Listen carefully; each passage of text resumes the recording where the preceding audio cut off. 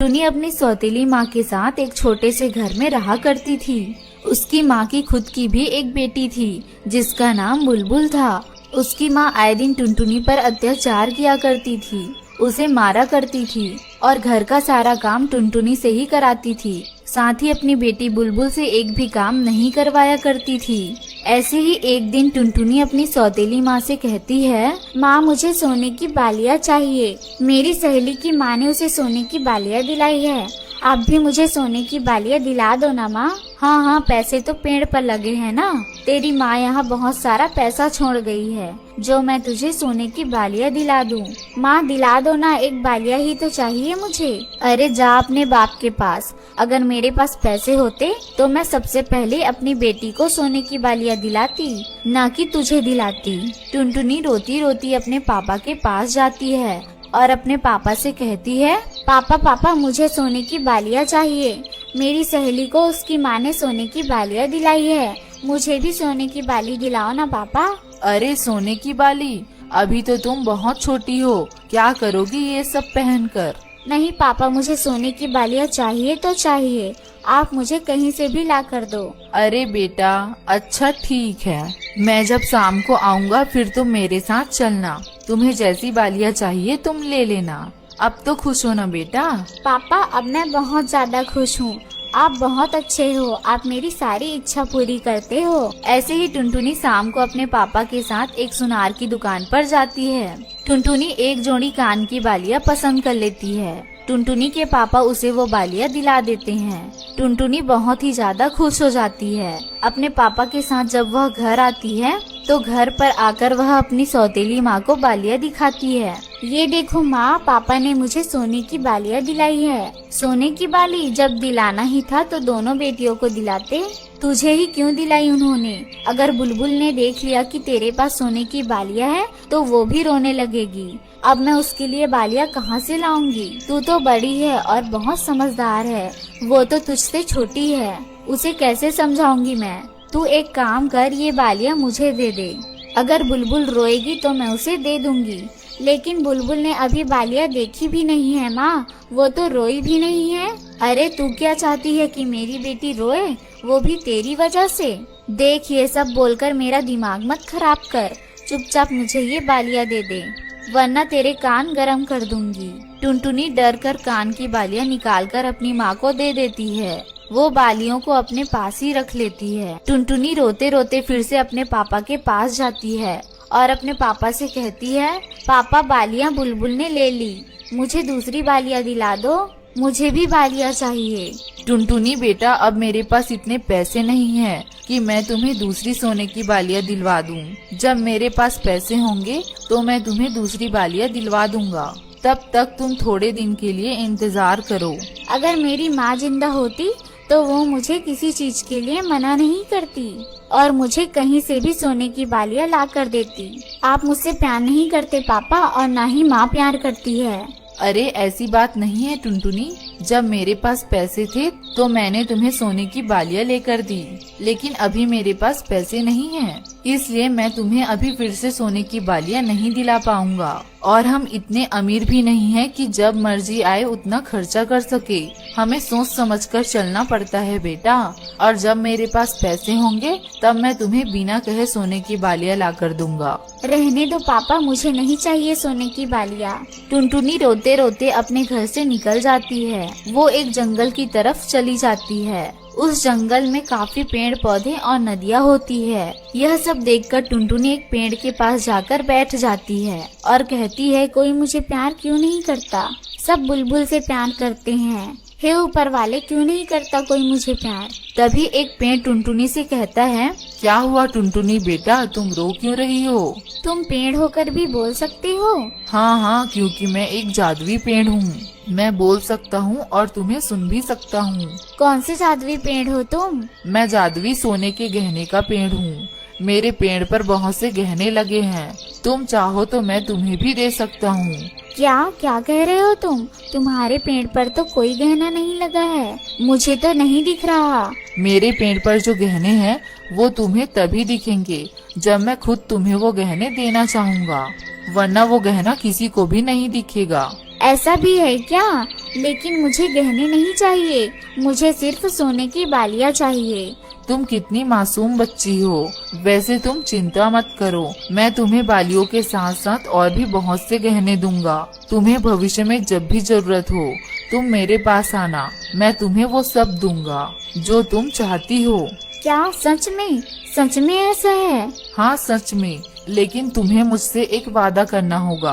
वादा? कैसा वादा? वादा ये करना है कि मैं तुम्हें बहुत सारे सोने के गहने दूंगा, लेकिन तुम ये बात किसी को नहीं बताओगी, चाहे वो तुम्हारी सौतेली माँ हो या तुम्हारे पापा। ठीक है पेड़ जी, मैं ऐसा ही करूँगी, मैं किसी को नहीं बताऊंगी। वो जादुई पेड़ टुनटुनी को अपनी जादुई शक्ति से कुछ सोने की बालियाँ और कुछ गहने दे देता है। यह सब लेने के बाद टुनटुनी अपने घर आ जाती है। टुनटुनी के कान में बालियाँ देखकर उसकी माँ उससे कहती है, अरे ये सोने की बालियाँ कहाँ से लेकर आई है तू? ये सोने की बालियाँ मैं कहीं से भी लाई हूँ, आपको इससे क्या लेना देना? आपने थोड़े दिलाई है मुझे, अब तू जुबान भी लड़ाएगी मुझसे? नहीं माँ, मैं आपसे जुबान नहीं लड़ा रही हूँ, बस मैं आपको कभी नहीं बताऊंगी कि मैं ये बालियाँ कहाँ से लाई हूँ और आपको इससे क्या लेना देना कि ये बालियाँ मुझे किसने दिलाई। टुनटुनी की माँ को यह बात सुनकर बहुत गुस्सा आता है और वो एक डंडे से टुनटुनी की पिटाई करना शुरू कर देती है। तभी वहाँ अचानक से टुनटुनी के पापा आ जाते हैं और वो टुनटुनी की माँ से डंडा लेकर उसी की पिटाई करने लगते हैं और उसे हमेशा हमेशा के लिए घर से बाहर निकाल देते हैं। जिसके बाद टुनटुनी अपने पापा के साथ हंसी खुशी रहने लगती है। चिड़िया की शादी को बहुत समय हो गया था, लेकिन अभी तक चिड़िया को संतान की खुशी नहीं मिली थी। चिड़िया के परिवार में चिड़िया की सास थी और चिड़िया का पति था। चिड़िया की सास बहुत ही अच्छी चिड़िया थी। उसने कभी भी अपनी बहू को ये एहसास नहीं होने दिया कि उसकी कोई संतान नहीं है, बल्कि वो तो अपनी बहू को तसल्ली देती थी। माँ, अब तो इतना समय गुजर चुका है, लेकिन अभी तक हमारे घर में बच्चे नहीं हुए हैं। हमारा घर कितना सूना लगता है। अरे पगली, घर कहाँ सूना है, तुम हो ना इस घर की रौनक। देखना, एक दिन हमारे घर में बच्चे ही बच्चे होंगे जो हमसे संभाले नहीं संभलेंगे। हमारे घर में भी खुशियाँ और किलकारियाँ गूंजेंगी। चिड़िया की सासू माँ की यही बातें थी जो चिड़िया को हिम्मत देती थी। उस चिड़िया के पड़ोस में एक कौवी भी रहती थी, जो कहने के लिए तो चिड़िया की सहेली थी, पर वो अंदर से बहुत खुश थी क्योंकि चिड़िया की कोई भी संतान नहीं थी। चिड़िया, मेरी सहेली, अभी तक तुम्हारी संतान नहीं हुई। कहीं ऐसा न हो कि तुम्हारी सास तुम्हारी पति की दूसरी शादी करा दे। नहीं सहेली, मेरी सास तो बहुत अच्छी है, वो मुझे बहुत प्यार करती है। वो तो मुझे कभी एहसास ही नहीं होने देती कि मेरे बच्चे नहीं हैं। वो तो मुझे हौसला देती है। अच्छा मेरी सहेली, जरा संभल के रहना, कहीं तुम्हारी सास तुम्हारे पीठ पीछे छुरा न गोप दे। वो अभी ऐसे बोल ही रही होती है, तभी वहाँ पर चिड़िया की सास पीछे से सारी बात सुन लेती है। तुम मेरी बेटी को चाहे कितना भी भड़का लो, मेरी बेटी कभी मेरे खिलाफ नहीं होगी। तुम अपना बताओ, तुम अपने सास के साथ तो 2 दिन भी नहीं रह सकी और तुमने शादी के 2 दिन बाद ही अपना नया घोंसला बना लिया। पहले अपने आप को देखो, फिर दूसरों की बुराई करना। माँ, आप चलिए, मैं आपके बारे में कभी भी बुरा नहीं सोच सकती। आप मेरी माँ हो। फिर चिड़िया और उसकी सास अपने घर चली जाती है। ये सास बहू की जोड़ी पूरे जंगल में सबसे अनोखी है। फिर ऐसे ही कुछ समय गुजर जाता है। एक दिन चिड़िया को चक्कर आता है और वो गिर जाती है।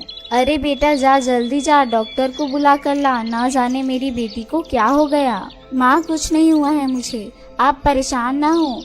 ऐसे कैसे ना परेशान हो बेटा, ऐसे तो पहले कभी तुम्हें चक्कर नहीं आया। फिर चिड़िया का पति उल्लू डॉक्टर को बुला कर लाता है। उल्लू डॉक्टर चेकअप करती है। आपको बधाई हो, आपकी बहू माँ बनने वाली है। ये बात सुनकर चिड़िया का पति और चिड़िया की सास खुशी से पागल हो जाते हैं। देखा ना बेटा, मैं कहती थी ना कि एक दिन हमारे घर में बच्चों की किलकारी जरूर गूंजेगी। फिर चिड़िया की सास अपने बेटे से कहती है, बेटा, अब मेरी बेटी का पहले से ज्यादा ख्याल रखना होगा। तुम रोज ताजे ताजे फल लेकर आना और मैं अपने हाथों से जूस बनाकर अपनी बेटी को पिलाऊंगी। जी माँ, मैं जरूर लेकर आऊँगा। फिर ऐसे ही समय गुजरता है और एक दिन चिड़िया के पेट में बहुत तेज दर्द होता है। माँ, मेरे पेट में बहुत ही ज्यादा दर्द हो रहा है, मुझे जल्दी से डॉक्टर के पास ले चले। बेटी अभी तो अंडा आने का समय नहीं हुआ, फिर क्यों दर्द होने लगा। फिर चिड़िया का पति और चिड़िया की सास उसे उल्लू डॉक्टर के पास ले जाती है। डॉक्टर चेकअप करती है।